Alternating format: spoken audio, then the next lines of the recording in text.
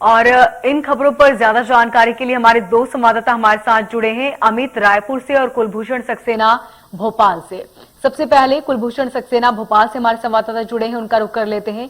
कुलभूषण, आज सीएम शिवराज सिंह चौहान के साथ ही दिग्विजय भी अब 24 तारीख को खंडवा जाएंगे, जहां पर वो आम जनता से रूबरू होंगे और साथ ही कांग्रेस के पक्ष में और बीजेपी के पक्ष में माहौल बनाने की कोशिश की जाएगी।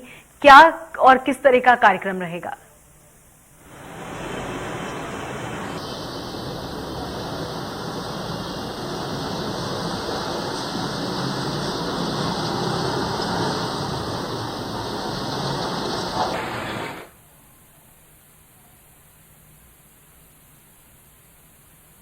चलिए, कुलभूषण तक हमारी आवाज नहीं पहुंच पा रही। अमित हमारे संवाददाता बने हुए, उनका रुख कर लेते हैं।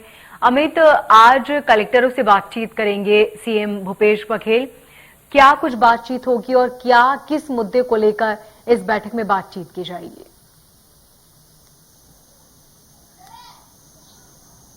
बिल्कुल मोनिका, जिस तरीके से आज मुख्यमंत्री लंबे समय बाद कलेक्टरों के साथ कॉन्फ्रेंस करेंगे वह उनसे दो टूक एक मैदानी स्तर पर किस तरह से सरकारी योजनाओं को पहुंचाया जा रहा है और आगे जो योजनाएं हैं, जो सरकारी योजनाएं हैं, उनका जनहित में किस तरीके से उपयोग किया जा रहा है, कितने इसमें पात्र लोगों को इसकी सुविधा मिली है, ये सारी चीजें वह एक प्रकार से कलेक्टरों का एक जो रिपोर्ट कार्ड है आज यहाँ मुख्यमंत्री खुद जांचेंगे। और जिस तरीके से आज यहाँ पर मैराथन बैठक होने की संभावना है, क्योंकि छत्तीसगढ़ के सभी जिलों के लगभग 30 कलेक्टर यहाँ पर उपस्थित रहेंगे, तो ये कहा जा सकता है कि मिशन 2023 की तैयारी में पूरी तरीके से मुख्यमंत्री भूपेश बघेल स्वयं जुटे नजर आ रहे हैं। जिस तरीके से उन्होंने प्रशासनिक अमले की कसावट के लिए आज ये बैठक रखी है और जो सरकारी योजनाएं हैं, राज्य सरकार की जो महत्वपूर्ण योजनाएं हैं, उनको जनता तक पहुंचाने के लिए कलेक्टरों को कसा जा रहा है, एक तरह से ये कहा जा सकता है। जी मोनिका। ठीक, अमित। कुलभूषण हम संवाददाता हमारे साथ भोपाल से बने हुए, उनका रुख कर लेते हैं। कुलभूषण, आज खंडवा जाएंगे सीएम शिवराज सिंह चौहान, इसके साथ ही उनके बाद दिग्विजय सिंह भी वहां पहुंचेंगे, तो दोनों ही पार्टियों ने अपनी पूरी ताकत झोंक दी है इस उपचुनाव को लेकर। किस तरह का पूरा माहौल वहां पर होगा और किस तरह से क्या कुछ कार्यक्रम होंगे आज? बिल्कुल, मध्य प्रदेश की 3 विधानसभा सीट पृथ्वीपुर, रेगांव, जोबट और एक लोकसभा सीट खंडवा में 30 अक्टूबर को वोटिंग होनी है और अब बेहद ही कम समय बचा है यहाँ पे दिग्गज नेताओं के पास प्रचार प्रसार का।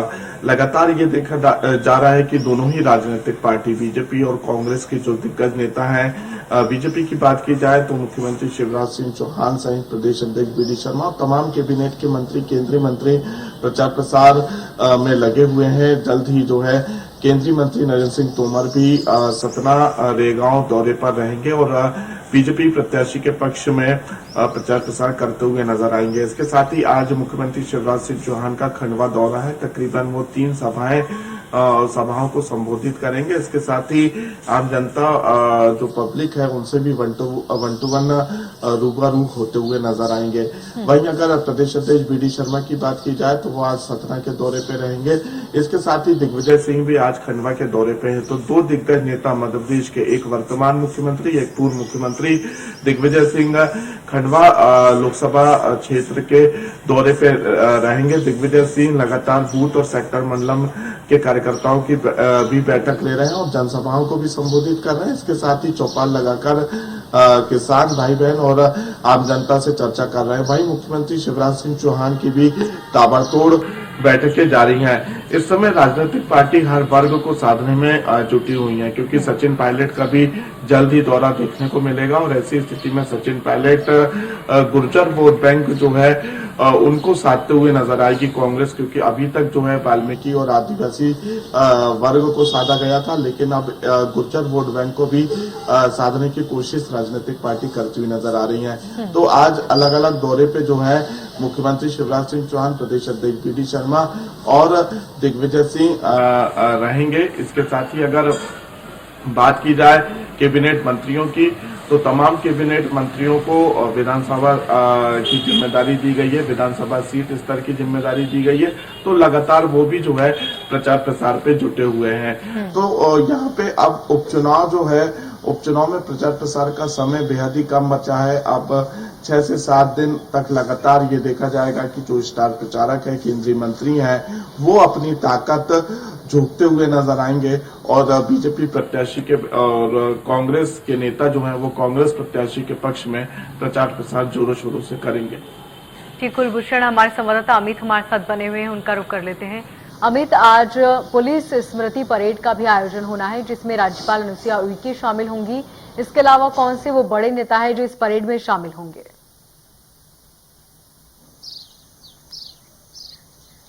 बिल्कुल मोनिका, जिस तरीके से आज जो 21 अप्रैल 1959 में भारतीय तिब्बत सीमा पुलिस द्वारा जो लद्दाख में चीनी आक्रमणकारियों के साथ जो मुठभेड़ हुई थी और उसमें जिस तरीके से हौसले दिखाते हुए भारतीय सेना ने चीनी आक्रमणकारियों पर हमले किए थे और उसमें कई जवान शहीद हुए थे, तो उसकी स्मृति में यह स्मृति दिवस परेड का आयोजन यहाँ पे पीटीएस पुलिस ट्रेनिंग सेंटर माना में किया गया है। इसमें राज्यपाल अनुसुईया उइके स्वयं उपस्थित हो रही हैं, साथ ही मुख्यमंत्री भूपेश बघेल भी उपस्थित हो चुके हैं। यहाँ पर देखेंगे तो गृह मंत्री ताम्रध्वज साहू भी नजर आ रहे हैं। तो एक तरह से पूरी तरह से स्मृति दिवस परेड का आयोजन यहाँ पर किया गया है और यहाँ पर पहली बार जो यहाँ के 32 शहादत हुई थी जिनकी, उनके परिवारजनों को भी यहाँ पर इस कार्यक्रम में आमंत्रित किया गया है। ये पहली बार मौका है जब शहीदों के परिवारजनों को भी यहाँ पर आमंत्रित किया गया। इस तरीके से आज यहाँ पर एक भव्य कार्यक्रम किया जा रहा है जो शहीद जवान हुए थे उनकी स्मृति में, ताकि उनकी स्मृति को चिरस्थायी रखा जा सके। और ये मैं बताना चाहूंगा, ये देश भर में स्मृति दिवस के रूप में मनाया जाता है। जी मोनिका। ठीक अमित। कुलभूषण, इसके साथ ही आज क्या वो बड़ी खबरें रहेंगी जिस पर पूरे दिन हमारी नजर रहेंगी, क्योंकि आज स्मृति दिवस भी है और ऐसे में किस तरह के वहां पर आयोजन देखने को मिलेंगे? बिल्कुल, स्मृति दिवस के उपलक्ष्य में अभी जो है भोपाल के राजधानी भोपाल के लाल परेड ग्राउंड में कार्यक्रम चल रहा है और इस कार्यक्रम में मुख्य रूप से राज्यपाल मंगू भाई पटेल, गृह मंत्री नरोत्तम मिश्रा शामिल हैं। जो शहीद पुलिसकर्मी हैं उनको श्रद्धांजलि दी जा रही है, उनके जो परिवार हैं उनका सम्मान किया जा रहा है। मुख्य अतिथि के रूप में राज्यपाल और गृह मंत्री मौजूद है। इसके साथ ही डीजीपी सहित जो तमाम पुलिस के आला अधिकारी हैं वो भी लाल परेड ग्राउंड में मौजूद हैं, क्योंकि आज पूरे देश में जो है स्मृति दिवस मनाया जा रहा है। जिन्होंने हमारे देश के लिए बलिदान दिया, वो देश के लिए शहीद हुए, उनको जो है यहाँ पे भावपूर्ण श्रद्धांजलि दी जा रही है। प्रधानमंत्री नरेंद्र मोदी ने भी ट्वीट किया, उन्होंने भी जो है श्रद्धांजलि दी है। इसके साथ ही मध्य प्रदेश के मुख्यमंत्री शिवराज सिंह चौहान ने भी ट्वीट कर ऐसे जवान जिन्होंने अपने देश के लिए अपनी जान गंवाई है, बलिदान दिया है, उनको भी उन्होंने श्रद्धा सुमन अर्पित किया और इसके साथ ही उनके परिवार को सम्मानित किया है, क्योंकि ऐसा परिवार जिन्होंने अपना जवान बेटा खोया है और देश और प्रदेश में ऐसे परिवारों को सम्मान उनके परिवारों को सम्मान करना चाहिए। सरकार की जो योजनाएं हैं उनका लाभ उन परिवारों को देना चाहिए। तो आज ये तमाम कार्यक्रम देखे जा रहे हैं पूरे देश में, प्रदेश में, राजधानी भोपाल में भी इस वक्त जो है सलामी परेड जारी है और इस कार्यक्रम में मुख्य रूप से राज्यपाल और गृह मंत्री मौजूद है। ठीक कुलभूषण। अमित, इसके अलावा छत्तीसगढ़ में कौन सी वो बड़ी खबरें रहेंगी आज? जी, मैं बताना चाहूंगा कि जिस तरीके से छत्तीसगढ़ की राज्य सरकार ने यहाँ पर मंत्री से मिलिए कार्यक्रम का आयोजन किया हुआ है। लगभग यहाँ पर मंत्री आसानी से उपलब्ध हो सके, जो जनता है वह उनसे मिल सके सहज रूप से, तो इसलिए एक मंत्री से मिलिए कार्यक्रम का आयोजन राजीव भवन में किया गया है, जहां पर आज वाणिज्यिक, कर, आबकारी और उद्योग मंत्री कवासी लखमा उपलब्ध रहेंगे। यहाँ पर न केवल वह पार्टी के सदस्यों, कार्यकर्ताओं और पदाधिकारियों की समस्याओं का समाधान करेंगे अपने विभाग से संबंधित, और वहीं दूसरी जो आम जनता है वह भी उनसे मिलकर अपनी समस्याओं का समाधान उनके संबंधित विभागों को लेकर करा सकती है। तो एक तरह से छत्तीसगढ़ के जो मंत्री से मिलिए कार्यक्रम है न किसी दरबार की तरह लगता है, बल्कि वहां पर कोई भी आम व्यक्ति पहुंचकर अपनी समस्या को रख सकता है, आवेदन दे सकता है, उसका समाधान करा सकता है। तो इसके कई महत्वपूर्ण फायदे भी नजर आ रहे हैं। कई समस्याओं का समाधान भी हुआ है, जहां संगठन और पदाधिकारियों की शिकायत होती कि मंत्री हमसे मिलते नहीं है और जनप्रतिनिधियों को मिलना जरूरी है। तो इस तरीके से ये कार्यक्रम काफी महत्वपूर्ण साबित हो रहा है। जी मोनिका।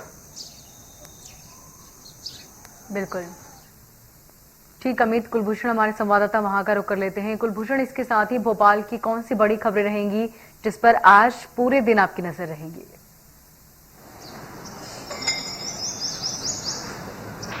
बिल्कुल मध्य प्रदेश की अगर बात की जाए तो जिस प्रकार से वैक्सीनेशन को लेकर लगातार सरकार का महाअभियान जारी है और आज भी जो है वैक्सीनेशन को लेकर तमाम वैक्सीनेशन सेंटर सजाए गए हैं। रंगोली जो है वैक्सीनेशन सेंटरों में डाली गई है क्योंकि 5 करोड़ से अधिक मध्य प्रदेश में अभी तक वैक्सीनेशन के फर्स्ट डोज लग चुके हैं और इसके साथ ही पूरे देश की अगर बात की जाए तो देश में तकरीबन 1 करोड़ों में जो है लोगों को वैक्सीन लगाई गई है। ऐसी स्थिति में लोगों को और जागरूक किया जाए, इसलिए वैक्सीनेशन सेंटरों में आज लोगों का इंतजार भी किया जा रहा है क्योंकि अभी तक जो है मध्य प्रदेश में 5 करोड़ वैक्सीन तो पहले डोज के लिए लग चुकी है, लेकिन कहीं ना कहीं दूसरे डोज के लिए लोग लापरवाही बरत रहे हैं क्योंकि जो समय का अंतराल है 80 से 90 दिन का समय रहता है। लेकिन इस बीच ये देखा जा रहा है कि लोग जो है वैक्सीनेशन सेंटर में नहीं पहुंच रहे हैं और वैक्सीन नहीं लगवा रहे हैं। आज किसी भी समय जो है 100 करोड़ वैक्सीन लोगों को लग जाएगी, इसलिए आज वैक्सीनेशन सेंटरों को जो है दुल्हन की तरह सजाया गया है। रंगोली जो है वैक्सीनेशन सेंटर में डाली गई है। इसके साथ ही जो डॉक्टर्स हैं, जो स्टाफ नर्स हैं वो इंतजार कर रहे हैं, लेकिन एक अब कमी देखी जा सकती है कि लोगों की जागरूकता, वो मास्क नहीं पहन रहे हैं, सोशल डिस्टेंसिंग का पालन नहीं कर रहे हैं और जो समय सेकेंड डोज का रहता है वो उस समय पर जो है वो वैक्सीन लगवाने नहीं पहुंच रहे हैं। तो आज 100 करोड़ डोज जो है वैक्सीन के पूरे देश में लग जाएंगे। इसको लेकर जो है तमाम तैयारी स्वास्थ्य विभाग ने कर रखा है। इसके साथ ही अगर बात की जाए तो उपचुनाव को लेकर आज मध्य प्रदेश की राजधानी भोपाल में एक बड़ी बैठक बीजेपी कार्यालय में होगी, जो कि पूरी मॉनिटरिंग तीनों सीट और एक लोकसभा सीट की कर रहे हैं। भूपेंद्र सिंह लगातार इस बैठक को लेते हुए नजर आ रहे हैं, जिसमें तमाम संगठन के पदाधिकारी मौजूद रहते हैं। कांग्रेस के प्रदेश अध्यक्ष कमलनाथ का फिलहाल 2 दिवसीय कोई दौरा नहीं है, लेकिन सचिन पायलट जल्द ही मध्य प्रदेश के दौरे में देखे जाएंगे। 23 अक्टूबर को दोबारा जो है कांग्रेस प्रदेश अध्यक्ष कमलनाथ का खंडवा क्षेत्र में दौरा देखने को मिलेगा। तो लगातार दोनों ही राजनीतिक पार्टी इस समय जो है चुनावी मूड में आ चुकी है, लेकिन इस उपचुनाव के बाद जो है अब पंचायत चुनाव की तैयारी में यहाँ पे निर्वाचन आयोग जुट चुका है और जिस प्रकार से आज एक बड़ी बैठक निर्वाचन आयोग ने बुलवाई है, राज्य निर्वाचन आयोग ने सभी कलेक्टर कमिश्नरों की, और वीडियो कॉन्फ्रेंसिंग के जरिए 10 बजे यह बैठक शुरू होगी। इसमें जिन क्षेत्रों में उपचुनाव है उन क्षेत्र के कलेक्टर शामिल नहीं होंगे, जिलों के कलेक्टर शामिल नहीं होंगे। इसके साथ ही अन्य जिलों के जो कलेक्टर है वो वीसी के माध्यम से शामिल होंगे। तो अब पंचायत चुनाव की तैयारी में जो है राज्य निर्वाचन आयोग जुट चुका है। इस इलेक्शन के बाद जो है जल्द ही पंचायत चुनाव की तारीखों का ऐलान हो सकता है, घोषणा हो सकती है। जिले स्तर में तैयारी लगभग पूरी हो चुकी है। अब देखने वाली बात होगी कि आज 10 बजे जब वीसी के माध्यम से राज्य निर्वाचन जिला निर्वाचन आयोग जब बैठक लेगा कलेक्टरों की, तो क्या कुछ निर्णय जो है इस बैठक में लिए जाते हैं। इसके अलावा अमित, रायपुर में भी गौठान का मुद्दा भी बहुत ज्यादा हाईलाइट हो रहा है, क्योंकि कहा ही जा रहा है कि सरकार की बहुत महत्वपूर्ण योजनाओं में से एक गौठान थी और आज वो गौठान की जो हालत है वो काफी जर्जर है। पशुओं के लिए न तो पीने का पानी है और न ही खाने की कोई व्यवस्था। ये मुद्दा अब विपक्षी पार्टियां भी उठा रही है। क्या लगता है कब तक इस पूरे मामले पर एक्शन लिया जाएगा और जो गौठान की स्थिति है उसे कब तक ठीक किया जाएगा?